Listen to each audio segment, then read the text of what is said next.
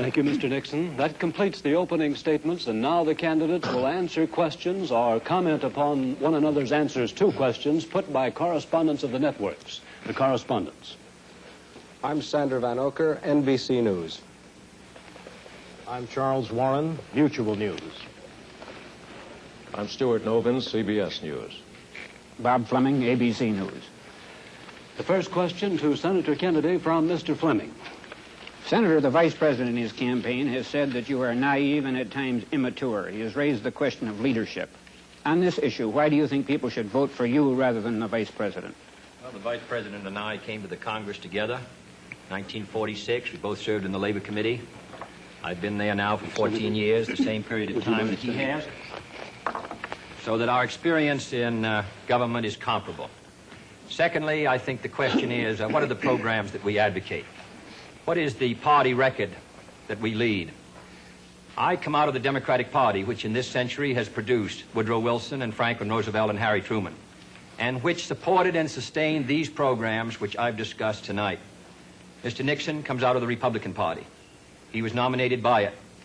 And it is a fact that through most of these last 25 years, the Republican leadership has opposed federal aid for education, medical care for the aged, development of the Tennessee Valley, development of our natural resources.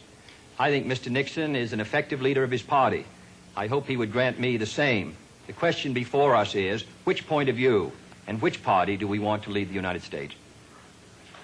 Mr. Nixon, would you like to comment on that statement? I have no comment. The next question to Vice President Nixon from Mr. Van Oker. Mr. Vice President, since the question of executive leadership is a very important campaign issue, I'd like to follow Mr. Novin's question. Now, Republican campaign slogans, you'll see them on signs around the country, as we did last week, say, it's experience that counts. That's over a picture of yourself, sir. Implying that you've had more governmental, executive decision-making experience than your opponent. Now, in his news conference on August 24th, President Eisenhower was asked to give one example of a major idea of yours that he adopted. His reply was, and I'm quoting, "If you give me a week, I might think of one. I don't remember." Now, that was a month ago, sir, and the President hasn't brought it up since. And I'm wondering, sir, if you can clarify which version is correct, the one put out by Republican campaign leaders or the one put out by President Eisenhower? Well, I would suggest, Mr. Van Oker, that if you know the President, that was probably a facetious remark. I would also suggest that insofar as his statement is concerned, that I think it would be improper for the President of the United States to disclose the instances in which members of his official family had made recommendations, as I have made them through the years, to him which he has accepted or rejected. The President has always maintained, and very properly so, that he is entitled to get what advice he wants from his cabinet and from his other advisors without disclosing that to anybody, including, as a matter of fact, the Congress.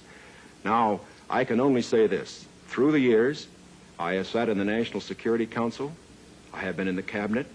I have met with the legislative leaders. I have met with the President when he made the great decisions with regard to Lebanon, Kimoy Matsu, other matters. The President has asked for my advice. I have given it. Sometimes my advice has been taken. Sometimes it is not. I do not say that I have made the decisions, and I would say that no president should ever allow anybody else to make the major decisions. The President only makes the decisions. All that his advisors do is to give counsel when he asks for it. As far as what experience counts and whether that is experience that counts, that isn't for me to say. I can only say that my experience is there for the people to consider. Senator Kennedy's is there for the people to consider. As he pointed out, we came to the Congress in the same year. His experience has been different from mine. Mine has been in the executive branch. His has been in the legislative branch. I would say that the people now have the opportunity to evaluate his as against mine, and I think both he and I are going to abide by whatever the people decide. Senator Kennedy? Well, I'll just say that the question is of experience. And the question also is what our judgment is of the future and what our goals are for the United States and what ability we have to implement those goals. Abraham Lincoln came to the presidency in 1860 after a rather little-known session in the House of Representatives and after being defeated for the Senate in 58 and was a distinguished president. There is no certain road to the presidency. There are no guarantees. that if you take one road or another, that you will be a successful president. I have been in the Congress for 14 years. I have voted in the last 8 years, and the Vice President was presiding over the Senate and meeting his other responsibilities. I have met decisions over 800 times on matters which affect not only the domestic security of the United States, but as a member of the Senate Foreign Relations Committee. The question really is, which candidate and which party can meet the problems that the United States is going to face in the 60s?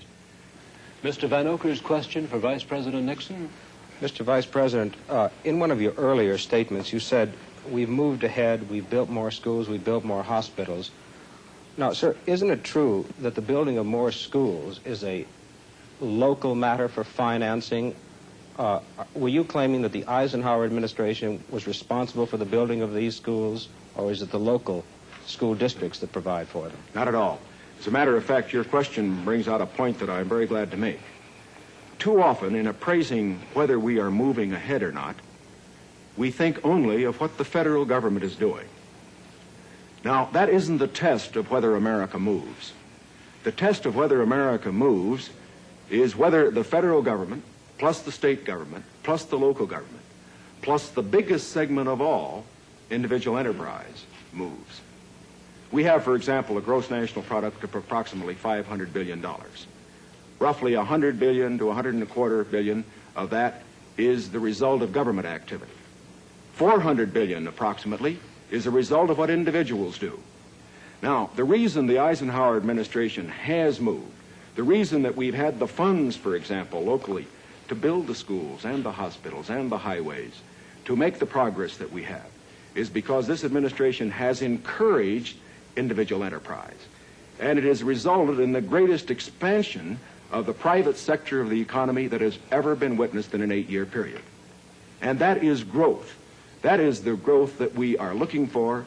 It is the growth that this administration has supported and that its policies have stimulated. Senator Kennedy? Well, I must say, I think the reason that the schools have been constructed is because the local school districts were willing to increase the property taxes to a tremendously high figure, and in my opinion, almost to the point of diminishing returns in order to sustain these schools. Secondly, I think we have a rich country, and I think we have a powerful country. I think what we have to do, however, is have the President and the leadership set before our country exactly what we must do in the next decade if we're going to maintain our security in education, in economic growth, in development of natural resources. The Soviet Union is making great gains. It isn't enough to compare what might have been done 8 years ago, or 10 years ago, or 15 years ago, or 20 years ago. I want to compare what we're doing with what our adversaries are doing, so that by the year 1970, the United States is ahead in education, in health, in building, in homes, in economic strength. I think that's the big assignment, the big task, the big function of the federal government.